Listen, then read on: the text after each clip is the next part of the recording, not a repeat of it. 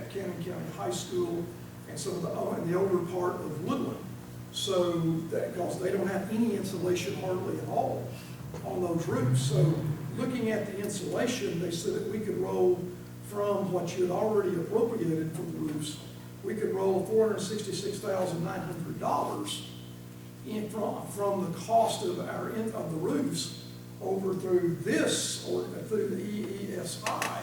And in doing so, then that would come off the 2.1 that you have allotted us already. Then that 466 would come off of that, and then I could, then in doing that, if we save that much, we turn right around and do West Side also as part of this project. So to me, it was a win-win situation when I get the deal from the architect later today that he said that we would save $466,900 if we put that portion of the insulation, just the insulation, not anything else. Your state won't approve that, but they would approve the insulation. So on them, we got together with their roofing consultant and to do that. So I thought that was really good news as part of that part of the roofing project. We roll this in with that, we save the insulation cost, insulation goes into this loan, and we turn right around and we save that, and then we can utilize that funding then to do another roof. And hopefully bids will come down lower than what we expect. And that would be. My question is, so you're talking lighting, the HVAC, and insulation? Well, there's other items too. There's water conservation that we're looking at doing. There's other improvements to the building envelope issues that we're looking to do. We're looking at windows, looking at doors, looking at foundations. The roofs you talked about, but other roof work as well that we're looking to do too. So there's a lot involved in this program. We look at the entire facility from a facility needs perspective and then try to figure out what can cash flow from utility and operational savings, either based on it's just old and retired and needs to be replaced, or there's newer technology or more efficient technology that can replace it. An example of that too would be recently we had a very large water bill at Cannon County High School, and we troubleshooted, and then we finally had to get American leak detectors in, which we suspected the cooling tower, but it wasn't anything visible. So we had to get the American leak detectors in there, and we had, water meter was just spinning constantly. Even though nobody's in the building, that thing was just spinning constantly where the water's going. So we had to get the experts in. We determined where that was. We dug it up, and guess what? We suspected the cooling tower. It was under the cooling tower, very large 8-inch pipe had developed a hole. But you have to remember that cooling tower has been there since the start, for 40 years. And over the time of that 40 years, it had developed a hole about the size of my small finger. So we found it, we replaced it, and the water bill went down. We're also exploring some other things about water usage at Cannon County High School, particularly perhaps putting a well in just for the irrigation of the football field. These guys have helped us with that. And so we're looking at savings more than we're looking at spending. We're looking at savings over the next, use of those buildings, which we see some of our buildings are 60 plus years old. Okay, how much did this audit cost? It cost us a bit. So To do the 9 buildings? So, If I'm sorry. it did cost anything for you guys to come in and do this energy So- audit of these different levels and everything? So the way this program works, there's 3 levels of auditing. The feasibility analysis was done some time ago. That doesn't cost the schools anything. Train bears those costs. The next level of auditing is what's called a preliminary audit. At Train, we do an ASHRAE level 2 audit. The reason that we do that extensive of a preliminary audit is because we've had the experience of being in front of a school board or a county commission and advertising that the project's going to look like this, and then we've done the investment grade audit and it didn't prove out, and that's a very uncomfortable position to be in. So the level of auditing that we've done so far, this ASHRAE level 2 audit, we're very confident that we can put this program together. That's why we're here in front of you tonight.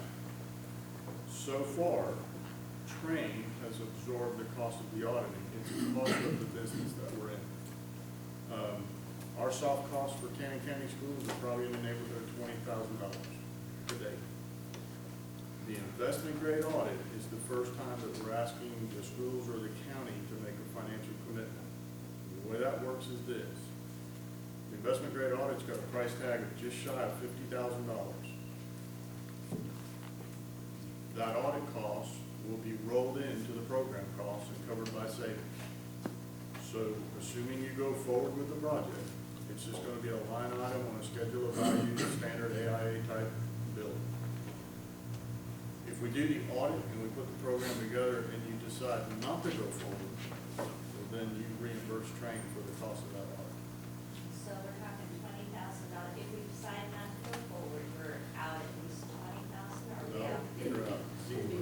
Right. Zero if you go forward. if we don't go forward? If you tell the schools that you won't support this program tonight, you're out. And if you Think- decide, sorry. Think about this. The money that you would be spending to do this program, you're already spending today. In other words, the money that you would turn around to pay this loan is money that you're already spending today every time you write the check to pay the utility. All you're gonna do is, Well, how about if we were to just, since we're saving money through our utilities anyway, it's gonna be a wash, why wouldn't we just take it out of the general purpose fund from our utilities and not take a loan anyway? if you've got $2 million in the general fund that you can spend, Why wouldn't we just go ahead and bring it back? you can do that. And then if it goes over, and if it doesn't meet it, then Freddie can just take it out of whatever line item is needed to pay for that cost. And we can go on record tonight and say that. Yeah, but we need the funding to do that, and we look at the funding that's been done Well, we can do that with previously, the monthly you know, payments. you're up to $2.1 million on roofs. You're up to $2.1 million on roofs, and we don't have, We've already approved the roofs, that's correct. We have approved the roofs, and then the. but we didn't do it through EESI, the 1% money. I don't know what the That's- bond issue was, Mr. Mayor, but on But that. it's gonna pay for itself. I think I'm being pretty creative here, how to pay for it. Well, that's, from the state or EESI's perspective, we are typically here to help rural and distressed districts that do not have the funding and financing to do it. And so if you have the upfront money to do it, then you're right, you don't need the 1.5. We try to operate below bond rate, so if you're looking at going to the bond market and paying 2.5, 2.75%, or to some other means, we're just another alternative to come in and fund the problem. If you have the money to do it, then yeah, you would, why borrow it if you already have it? And we don't care, so.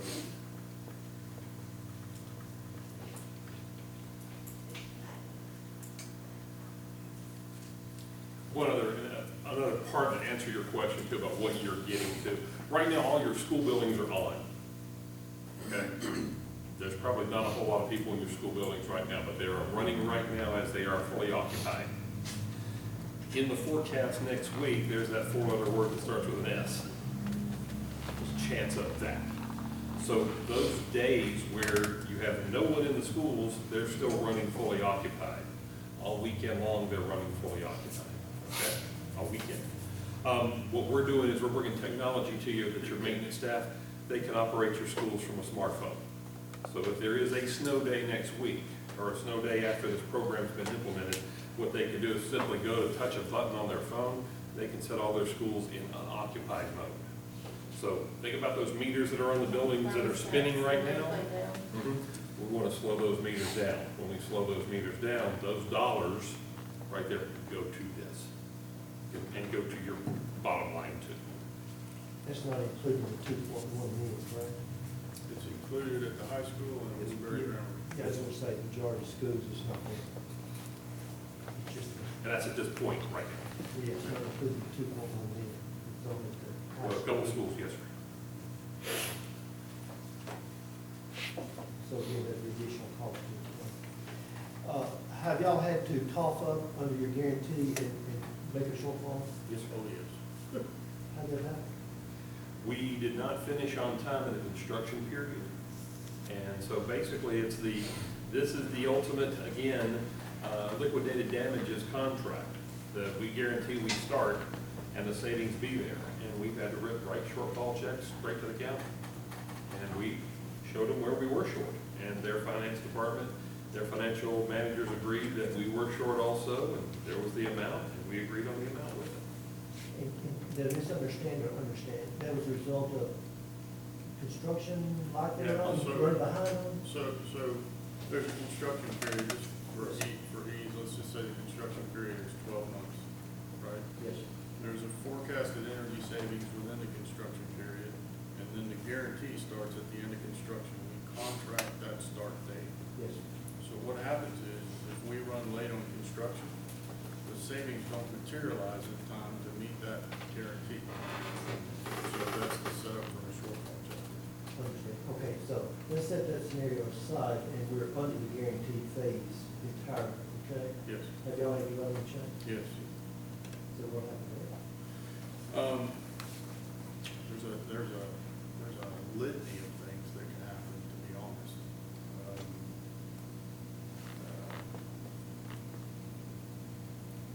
You get into scenarios where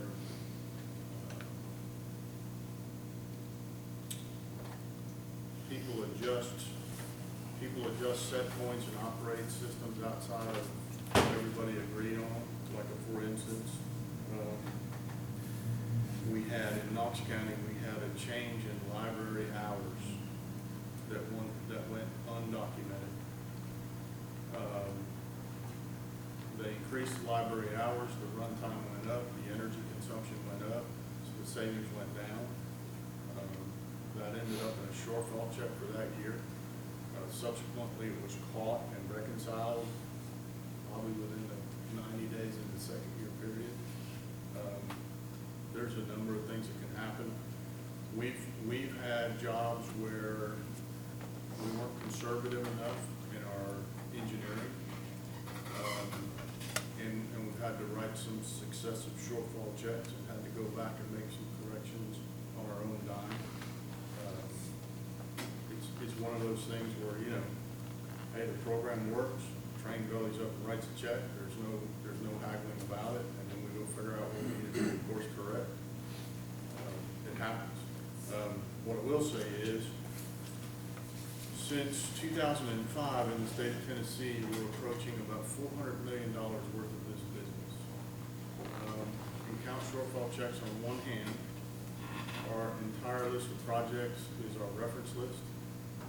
And we do multiple, multi-phase projects where our same customers ask us to come back and continue looking for opportunities.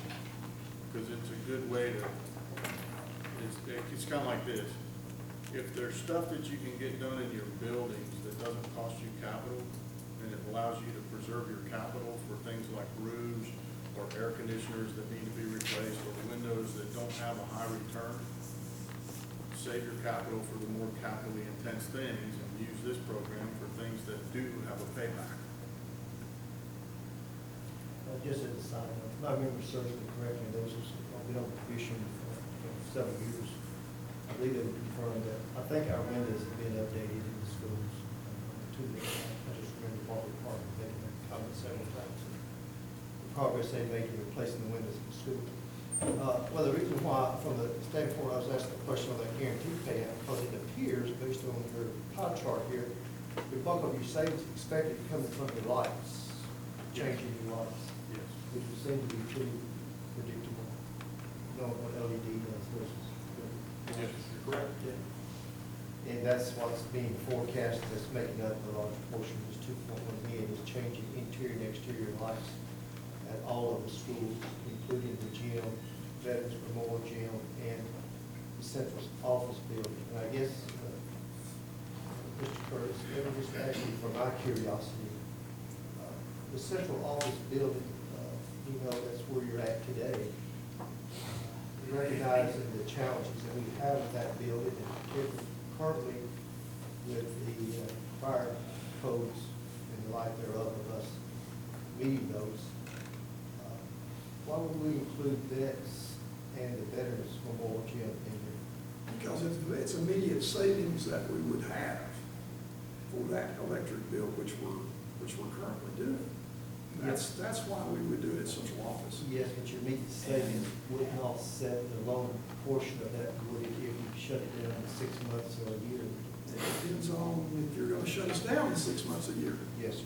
You need to tell me today if you're gonna shut us down 6 months or a year. I would just use that. Then example. we need to have that immediately so we can do something, which Just use it. remind the Commission of State law Just using those examples. that tells us that. Just running the Hadley's opinion, nothing more, nothing less.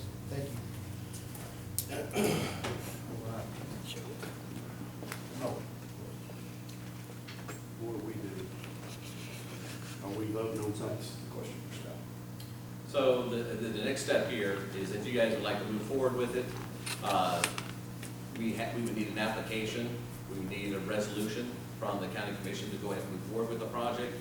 And then with that resolution, Tran would go through and begin the IGA, the investment grade audit. We would begin reviewing the application, and once the IGA investment grade audit is completed, they'll turn over that to EESI, and then our engineers will take another set of eyes to that and answer any question, or ask any questions that they might have regarding the project. Because like I mentioned earlier, even though I'm here presenting tonight as a group, we are vendor neutral, and it's our cash dollars that are gonna actually go into the project. And we wanna make sure that the project is going to self-fund. And so that's why our engineers will take a look at it. So next steps would be a resolution to go ahead and move forward with the investment grade audit. So is the resolution something we put on the December meeting? I mean, I like. A vote tonight's not necessary. If you like to say what? I mean, I'd like to see a resolution before. Does that make sense? Yeah, so So I'd be more than happy to provide a resolution. We have we've done work in 70 other counties, so we have kind of a boilerplate of typically what the resolution looks like. Every county is a little bit different, and may want to change the wording around. We're not specific, but I'd be more than happy to provide that template to the commission for review, and then go ahead and rework it to what they do. Now, what did you say? You said you've done this in 70 other counties. Was it all with Train? No, ma'am. No, ma'am. So we run the game, we've done work, done work. We've funded projects that Train has done, Johnson Controls, Siemens, Amoresco. We've done self-funding in smaller school districts where I may just have to switch out the boiler. McNairy County's doing that, where I just give out small loans where they'll do it themselves. So again, it's vendor neutral. We're just the financial piece, and really here, as I told Director Curtis and every time we met, we're really to give that third set of eyes, and we're here to protect the school district and make sure that it's not just some fly-by-night company that sells janitorial services, and then they come and say, we'll switch out your LED lights as well. And so we're here to just protect that and provide any feedback, and even from the commission. If you guys have questions, we're here to answer your questions, to make sure that anything that you're adopting or passing, that you're comfortable with that. My question is to the commission, do y'all want to, a resolution to consider I would like to see that. and see, and give you time to water is rain? Get it on the agenda for December, to approve or not approve. So just from a perspective, so the schools have the right with TCA to contract through Title IX under professional services. Obviously, they can't fund it. So even if we handed them a contract today and they execute it, it's worthless. You all are the funding body. Think of it this way, you really don't have anything to vote on because we're not bringing a contract or an agreement.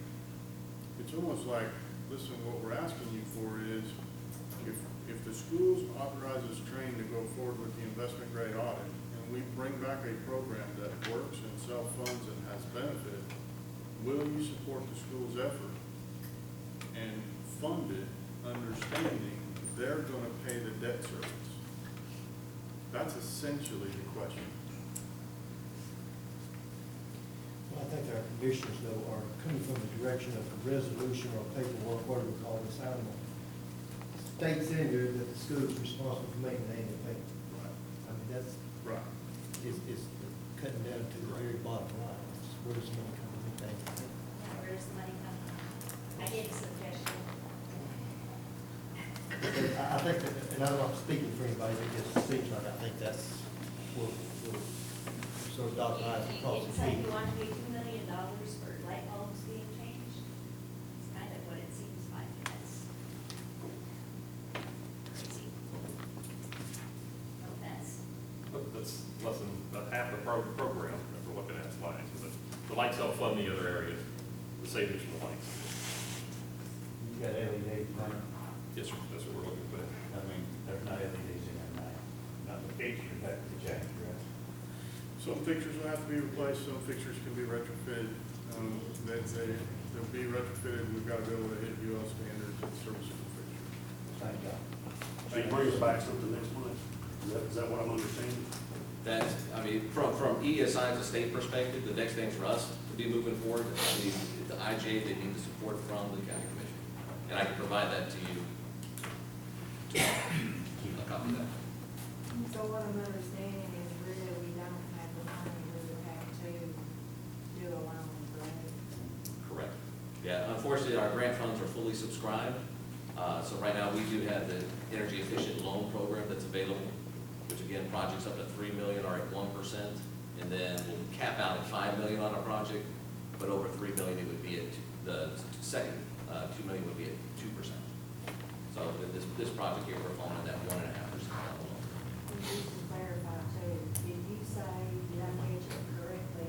Did you say, that we would owe if we did not know the company, or would we owe you, would we not? Just Yeah. clarifying. If the schools authorize us to go forward with the investment grade audit, and we complete the audit and bring the program back, self-funding, and they decide not to go forward, they will owe Train for the audit, which is spelled out in the letter of commitment. It's a $49,700 expense. That also comes from the school. Excuse me, but if we were not to go with it just right now, as it says. You we would don't not owe want to owe us anything. That's all. Right. Yeah. So we did owe you, we come from the school. Correct. So what we want, resolution. Thank you. Thank you. Thank you. Appreciate it so much. Moving on to the next item on the agenda, jail liability seminar information. I believe that's going to be provided by our county executive. In your packets, you should have a executive summary, attended the jail liability seminar along with the sheriff. I thought she would, and I think since I attended that, I may have some other commissions that have attended that. I think that you need to discuss some of the issues of the seminar. It's very informative. I just wanted to provide you information. Thank you, Brent.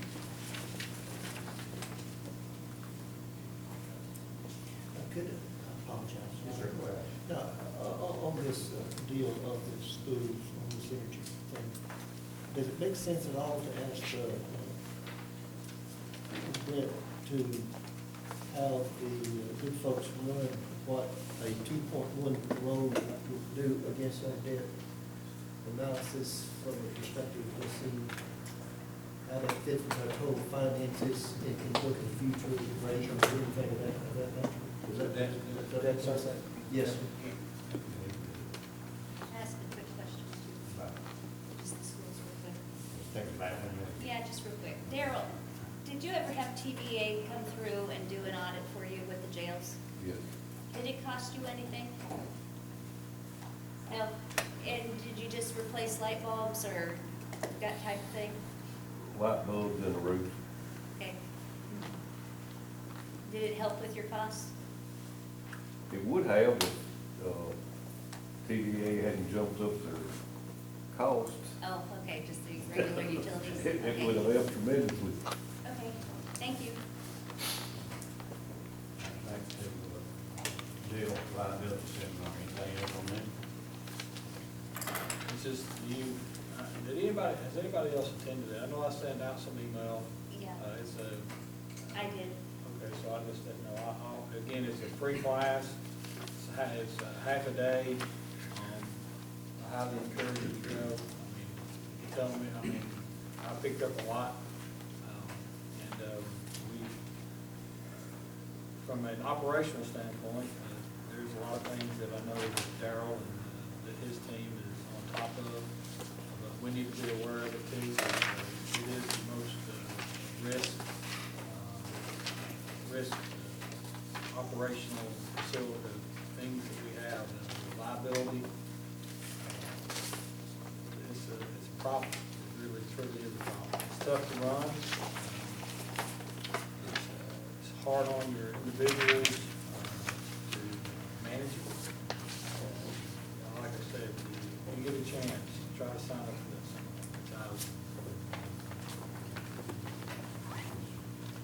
On that subject matter, I was able to run up to the Cook for one, and Darrell was there. In fact, as Brent alluded to, goodness, it just has to put in priority and a better awareness, even though not being there. What I'm saying is still, far removed from the reality of me fully even thinking that maybe I'd have better comprehension of it. But anyway, the thing on the health care. And I remember that Darrell presented at his budget presentation of a plan possibly for us to consider, because right now they have part-time contract health services. And if I'm not saying that right, Darrell, you correct me so the commissioners understand. 30 hours a week. Okay, and he presented a proposal of making it full-time, and his contracted services full-time. I believe the cost was somewhere additional $10,000 to $13,000. Based on the health issues, and that just covers such a gamut of things that, again, you don't stop to think about it. Once you do, you realize it's just risk unbelievable that comes into play, and not having anybody on site. It just raises that exponentially from a standpoint of liability to the county. I don't know, just again, my input, my 2 cents. After sitting through that seminar, I would say that's something that we might ask Darrell to bring that paperwork back in and give it to all the commissioners and let us take another look at it and see if that's not something that we want to maybe consider.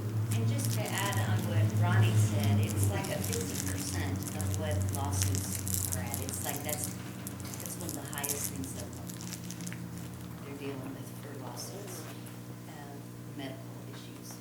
So that's huge. We don't, Did you we've do had that, Darrell? a, You remember, you think you still got that paperwork? I do. We just had an inmate finally bonded out today, but it's been in St. Thomas West for a week ago Saturday till Tuesday. And during this time, he had to stay and have ports put in because he's got to go on dialysis 3 days a week. That's not our fault, not your fault, that's just the nature of the beast. I have $160,000 medical line item. And if Medicare don't pick this up, we're gonna have more than $160,000 hospital bill. We're hoping that Medicare, we're working with them, we've been working with them on the phone with them every day. Caseworker seems to think they can get it through. The dialysis part, they wouldn't pay for it. And we had to take him yesterday for dialysis to McDonald, and that's a $600 bill just for that one day of dialysis. He made bond, and we'll go back, present his case to the grand jury in January, and if we get him back, we will have to be responsible for all that. So, I don't know what's gonna happen to our medical bill this time. That's beyond our control, your control, or anything else. I mean, that's something that we can't foresee in the future.